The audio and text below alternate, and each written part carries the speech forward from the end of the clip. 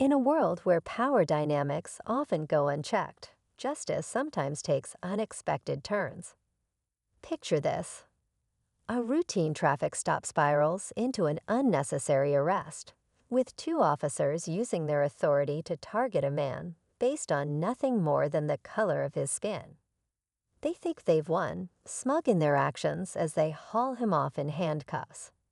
But what they don't know is that this isn't the end of the story. It's just the beginning.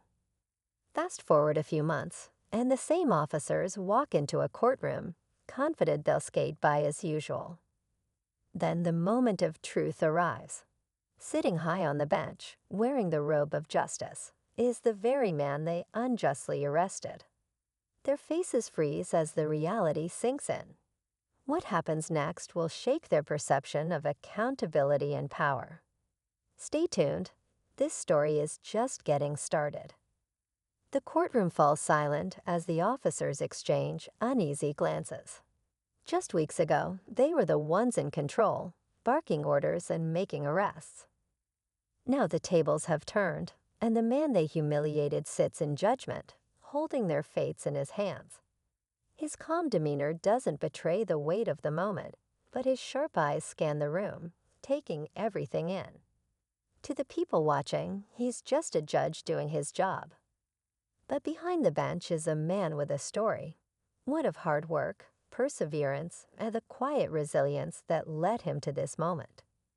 Growing up, he faced the same prejudice that brought him to this courtroom today.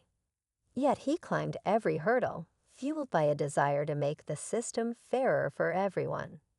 The officer's confidence begins to waver. They know their actions were wrong, but they never imagined being held accountable like this. The officers sit stiffly at the defendant's table, their usual arrogance replaced with a nervous energy they can't shake. Memories of that day flash through their minds. The casual insults, the unnecessary force, the way they dismissed the man's dignity as if it meant nothing. At the time, it felt routine, like something they could easily justify later. But now, under the watchful eyes of the man they wronged, their confidence feels like a fragile facade. Meanwhile, the judge remains composed, but inside, he's grappling with conflicting emotions. He's worked hard to separate personal feelings from his duties, but this case strikes a nerve. This isn't just about his own experience. It's about a pattern he's seen repeated far too often in his courtroom. As witnesses begin to testify, each detail exposes deeper flaws in the system, shedding light on how unchecked power can spiral into abuse. The tension in the room builds as the officers realize this trial isn't just about them. It's a reckoning, one that could change more than their careers. The courtroom buzzes with tension as the case unfolds. Testimonies from bystanders paint a vivid picture of the events leading to the arrest. A woman recounts how the man was calm and cooperative, yet still met with hostility. A security camera video is played, showing the officer's aggressive approach and the man's quiet dignity as he was forced into handcuffs. Each detail tightens the noose around the officers, their faces betraying the weight of what's unfolding. The judge listens intently, his expression unreadable. Inside, he battles the pull of emotions that threaten to surface. He recalls standing in that man's shoes years ago, enduring the same humiliation under a badge of supposed authority. He's been here before, but not like this. As the prosecution rests, the defense scrambles to justify the officer's actions. Their lawyer shifts blame, weaving excuses that grow thinner with every word. The judge leans forward slightly, his presence commanding. The room feels smaller, charged with the electricity of what's to come. Everyone waits, holding their breath, as the next chapter in this story approaches its breaking point. Just as the defense begins its closing argument, the courtroom door creaks open. A man steps inside, holding a file. He's not on the witness list, and his presence draws curious glances. The judge motions for a brief recess, and whispers ripple through the room as the man approaches the bench. He hands over the file and murmurs a few words that make the judge's eyes narrow slightly. When the trial resumes, the judge's demeanor shifts, still composed, but with a sharper edge. Before we proceed, new evidence has come to light. He announces, his voice steady but laced with tension. He motions to the bailiff, who distributes copies of the document. The courtroom leans in, eager to know what's unfolding. The file contains internal complaints against the officers, dating back years. Patterns of misconduct and racial bias leap off the pages, each allegation more damning than the last. Guests echo as the judge addresses the officers directly, his calm tone now carrying an undercurrent of accountability. The weight of their past actions hangs heavy in the air, and suddenly, this trial isn't just about one arrest.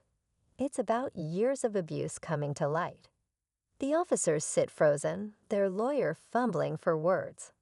The audience waits, hearts pounding, as the case takes a turn no one saw coming. The courtroom holds its breath as the damning evidence is laid bare. The officers' past complaints paint a clear pattern, one they can no longer deny.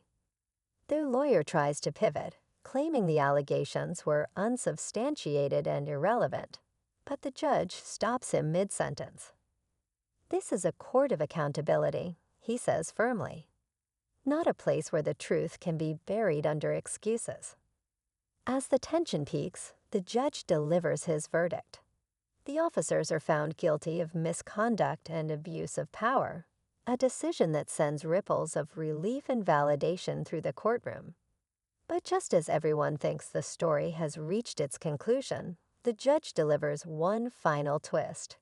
He stands and addresses the room, sharing his own story of being a victim of similar discrimination. "For years, I thought justice was just a word," he says, his voice steady but heavy with emotion. "Today, I hope it becomes something more, a step toward change." His words leave the courtroom in stunned silence, a reminder of the personal stakes in every fight for fairness. The officers are led away, their heads hung low. The man who once sat in handcuffs walks out of the courtroom, not just as a judge, but as a symbol of resilience and justice finally served. As the courtroom empties, a sense of quiet resolution lingers in the air. The judge watches the officers being escorted out, their once overbearing presence now reduced to silence. He takes a moment to reflect, knowing this case was never just about punishment. It was about setting a precedent. Justice is a slow and imperfect process, but today, it feels like a small victory for something bigger. Outside, the crowd that gathered during the trial begins to disperse. Among them is the man who was wrongfully arrested. He stands for a moment, looking back at the courthouse, where his dignity and humanity were finally acknowledged. For the first time in months, he feels a weight lifting, a glimmer of hope that change might be possible. This case becomes more than a headline. It sparks conversations, challenges biases, and reminds everyone that accountability matters. Sometimes the system gets it right.